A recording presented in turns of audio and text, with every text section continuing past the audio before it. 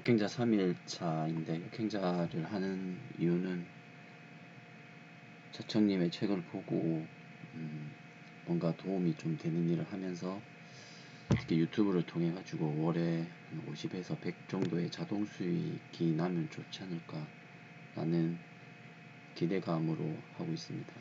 뭐 내용 자체도 그렇고 컨셉이나 그 다음에 소리도 별로 좀 이상하다 하는 것도 많고 한데 일단 지금 처음이니까 계속 수량을 늘려면서 내용이라든지 컨셉을 한번 잡아보려고 하고 있습니다. 특히 지금 뭐 야간 선물이 빠지고 있는 상태에서 주식 매크로가 안 좋은데 이 잔잔바리를 하는 게 조금 의미가 있나 싶은 생각도 들지만은 계속 원래 하는 거기 때문에 한번 계속 또 공부는 계속 하다 보면 기회가 왔을 때 기회를 잡을 수 있으니까요. 또 그 기회가 왔을 때 돈이 있어야 되는데 보통 계속 주식시장에 있다 보면 기회가 왔을 때 막상 담을 수 있는 돈이 없다 보니까 점프를 못해서 레버리지를 일으키고 또 그게 생각지 못한 게 한 방씩 맞으면서 계속적인 성장이 안 되는 부분이 있는데 그런 걸 이번에 한번 맞고 나서 올라올 때는 안 하기 위해서 좀 다들 준비하는 그런 시간이 되었으면 좋겠습니다. 오늘 특징적인 거는 사실 거의 없죠. 왜냐하면 시장이 아예 너무 과하게 좀 다른 나라에 비해서 물론 오늘 CPI 빠지는 것 때문에 우리나라는 항상 선반영하고 또 맞으면 또 반영하니까 문제긴 한데 일단 네오팩트 이런 건 뭐 주주 변경 그 다음에 소록스가 원전 관련해서 LED 이름이 잘 계속 연속성이 있을지 모르겠고요. 프로 2000은 잠깐 뭐 보니까 그렇게 나쁘진 않은 회사였는데 상가 간 거 지금 시장에서 따라가는 거 조금 무리가 있지 않냐 보고 있고 금량은 참 아까운 종목인 것 같습니다. 공부하고 매수 타이밍일 때 비교 우위에서 이거를 사야 되나 말아야 되냐 하다가 안 샀었던 건데 많이 올라가고 다시 이제 끝났나 싶었는데 오늘 상한가 갔는데요. 광산갑의 MOU는 말 그대로 그냥 진짜 MOU이기 때문에 이 뉴스로 간다고 하면 조금은 혹시 냄새가 나지 않냐 생각하고 있습니다. 신라젠으로 들어가서 오늘 뭐 11% 12% 먹는 분들이 계시던데 일단 성장 유지가 돼서 그나마 다행이고요. 왔다 갔다 할 때 한번 잘 해서 손실 많이 난 사람들 이제 감자당하고 해서 뭐 90% 80% 손해나 했던데 잘 좀 회복되는 그런 게 있었으면 좋겠습니다. 나머지는 크게 없었고 포스코, 엠텍, 알루미늄 종목도 예전에는 알루미늄이 금보다 더 비싼 거였는데 전기 분해가 되면서 이제 자체 생산이 가능하게 됐는데요. 사실은 지금 꼭 러시아 제재가 아니더라도 유럽에서 전기 때문에 알루미늄 생산이 둔화되면서 알루미늄 가격이 계속 올라가고 있었고 기다 러시아 알루미늄 제재까지 나오게 되면 움직일 수 있어서 관심 있게 본 섹터였습니다. 그래서 사실은 이 조일 알루미늄 요럴 때 사가지고 사고 팔고 하면서 조금씩 뭐 이익 실현을 했던 부분이 있었고요.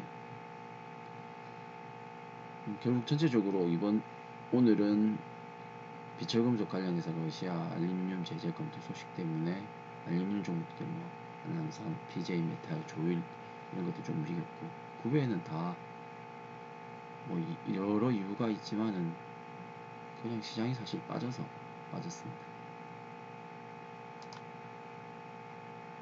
엔트플러스에서 정리해놓은 거 보면 뭐 리튬 가격 관련해가지고 금량 뭐 상한가 같고 포스코 엠텍 회사 괜찮죠. 포스코 엠텍 좀 움직였고요. 신라젠 거래 상장되면서 코론 티슈즈도 재개되지 않겠냐는 기대감이 있는 것 같습니다.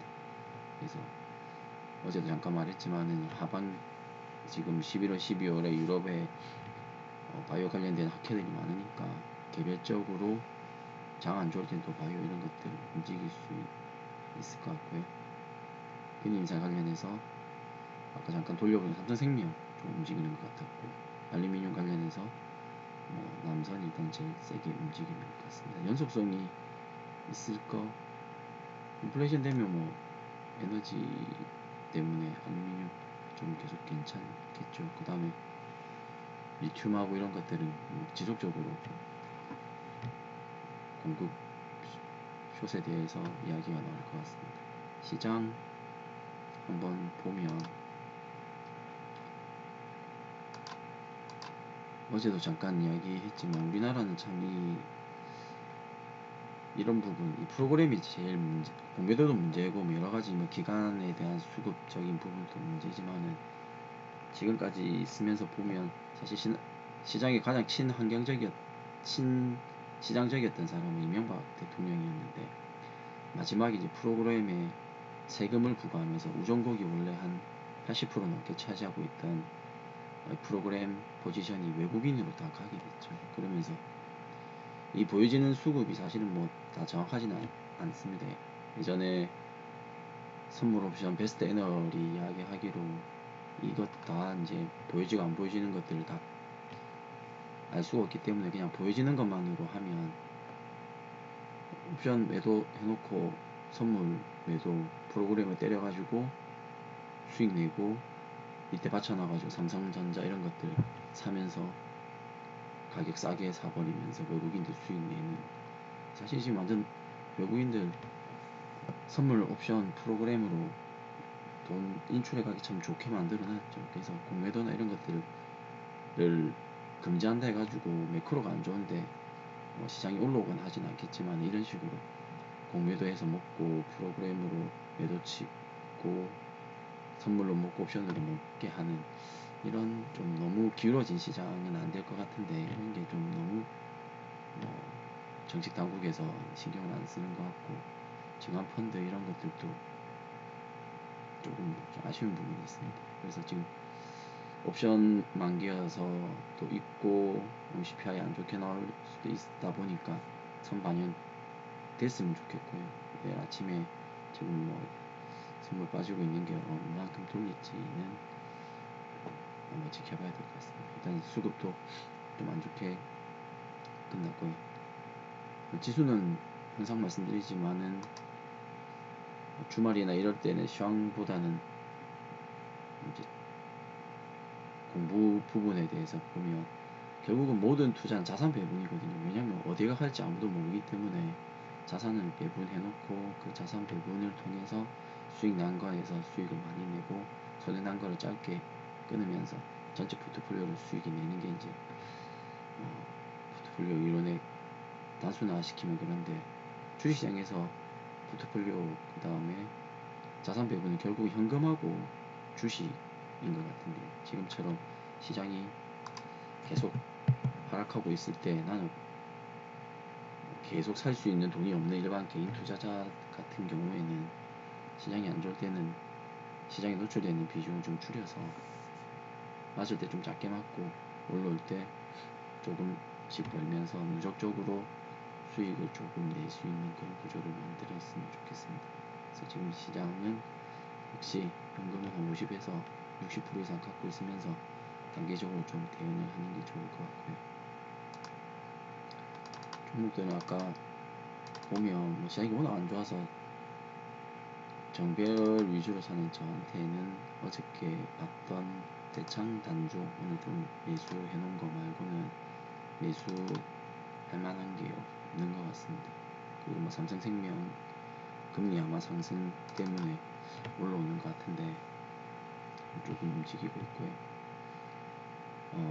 그리고 나머지는 크게 괜찮은 종목들이 없었습니다. 어차피 내일 어떻게 되냐에 따라 가지고 대찬 단조도 뭐 7% 이상 마이너스 난거나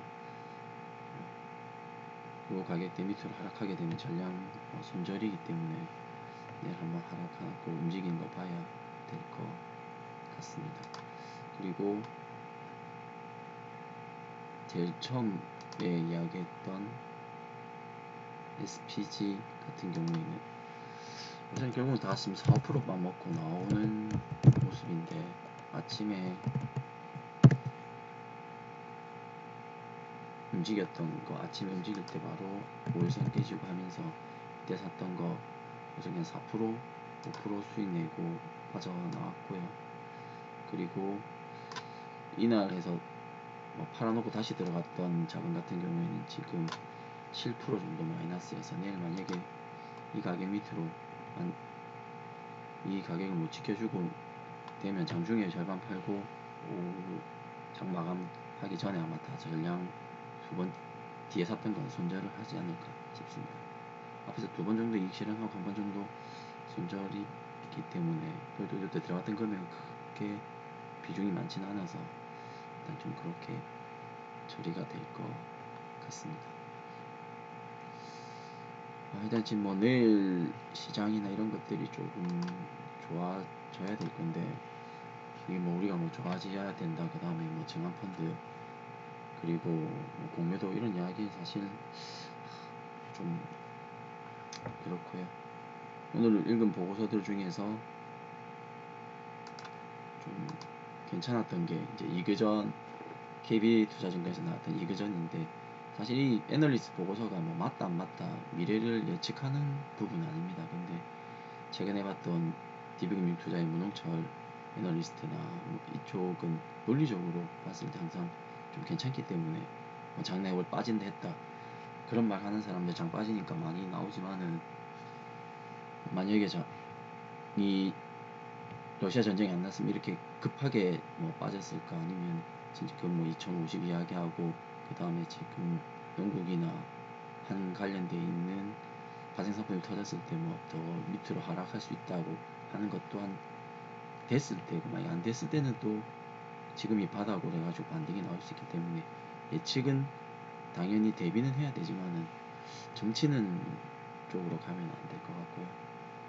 이런 분들처럼 논리적으로 그냥 이 논리로 지금의 현재를 보고 있다. 근데 이거는 틀릴 수도 있고 맞을 수도 있는 부분인데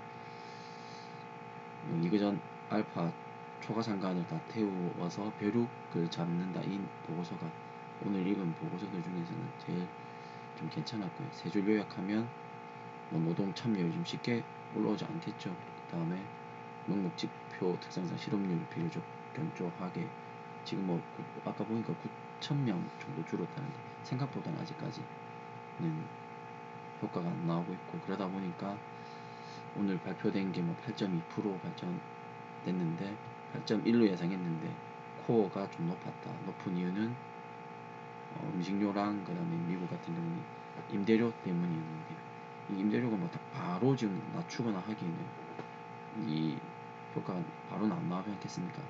이런 부분이 조금 아쉬운 부분이고 결국은 이게 진짜로 지금 영국의 채권이 터진다거나 환율 관련된 파생상품이 터져가지고 금리로 물가 잡으려다가 진짜 초과상 갖다 태우는 게 아닌지 아니면 그걸 진짜 바라고 있는 게 아닌지 하는 좀 아쉬움이 있는 하루인 것 같습니다. 특히 우리나라가 더 다른 나라에 비해서 더 많이 너무 반영되고 하는 부분이 좀 아쉽고요.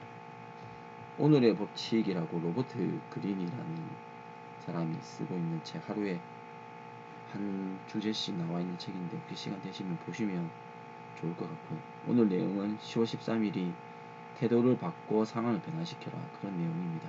파리에 갔을 때 긍정적으로 바라보는 사람 그 다음에 부정적으로 바라보는 사람이 어떻게 변화될 수 있는지에 대한 자기 마음이고 결국은 뭐냐면 현상은 그대로라는 거죠.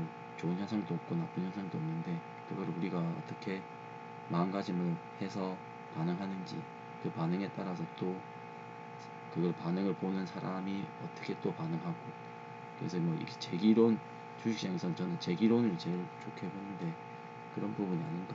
내일도 장 많이 빠지고 담보 부족나고 힘들 수도 있는데 잘 대처하면서 2023년 중반 아니면 또 이렇게 빠지면 2024년 25년에 또 한 번 또 기회가 오지 않겠습니까? 그때까지 좀 잘 버텨서 좋은 시장이 왔을 때 이 올린 영상이 도움이 됐었으면 하는 바람이 있습니다.